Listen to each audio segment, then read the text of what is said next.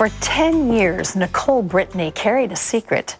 Then one day her mom asked her a question, and the answer sent both of them running for their lives.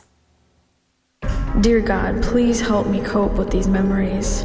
They are so painful. When Nicole Bromley was 15, she started writing down her prayers. It was the only way she could escape the painful memories of her childhood. Her stepfather began molesting her when she was just 8 years old. He had asked me if I wanted to play a game of cards. He said that each hand, if whoever won, got to tickle the other person. But then the tickling became aggressive and uncomfortable and in places that didn't make sense to me. I felt dirty, I felt damaged, and I didn't know why. A couple of years after that, he began showing me pornographic movies. I'm thinking, this is gross, this is weird. You know, why are you showing me this? My stepfather would tell me that he was teaching me that this was education, that this is what good dads do for their daughters. This is just something that happens in family life. Nicole had become a Christian early in childhood, but she didn't understand why God never stopped her stepfather from touching her. As I was going through abuse, I can remember thinking to myself, you know, this God, this all-powerful God, this loving Father, why am I going through this? Why would you let me suffer in this way? A year passed, and then another, and then another, and Nicole didn't tell a soul. Over the course of 10 years, the molestation became more frequent. Eventually, Nicole found the courage to tell her mom, Cynthia. She asked me if he had ever touched me. I hinted to the fact that, yes, he had. My mom slammed on the brakes. She pulled the car over to the side of the road, and that was the first time in my life that I knew it was wrong. Cynthia reported the abuse to Child Services, but she knew Nicole's stepfather would be furious, so she and Nicole went into hiding. He cared about his reputation in our community, and I knew that he felt like his life was over. Everywhere we went, it seemed like my stepfather was trying to find us. I knew that if he found us, he was going to kill us, and I was fearful. I mean, constantly. They were in hiding for just 1 week when Nicole's stepfather gave up the search. Instead, he took his own life.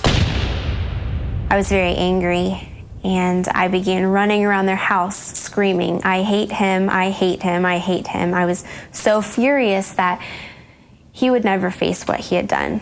You know, that he had taken this easy way out, that I had found the courage after 10 years of abuse to tell, and now he would never face justice for what he had done to me.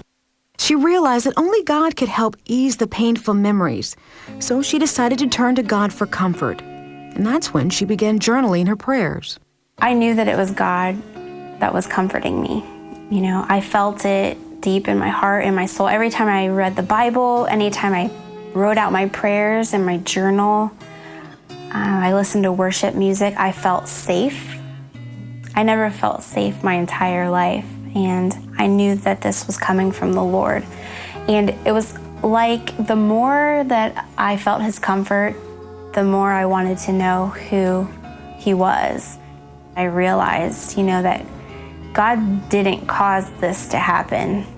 God doesn't cause this evil in our lives. That's something I came to understand, that he was hurting when I was hurting. Nicole says God helped her realize something else, that she needed to forgive her stepfather. Whenever I thought about him, whenever I thought of my childhood, there was a lot of bitterness there, a lot of resentfulness, hatred. She then had a vision from God. My stepfather got down on his knees, was tugging at the Lord's robe and asking, truly asking for forgiveness. He was repenting for what he had done. I saw God turn around and forgive my stepfather and come right back and comfort me. And that vision that day made so much sense to me. I knew that God would forgive him if he truly repented. And I felt that I'm not above God. I must forgive as he would do. Nicole forgave her stepfather. She says that doing so allowed her to move on in her life. And now she's married and has a son. She's also started an organization called One Voice, traveling to college campuses across the nation to help other survivors of sexual abuse find healing and comfort. I don't believe that without Christ you can have genuine healing to where you have freedom from your past.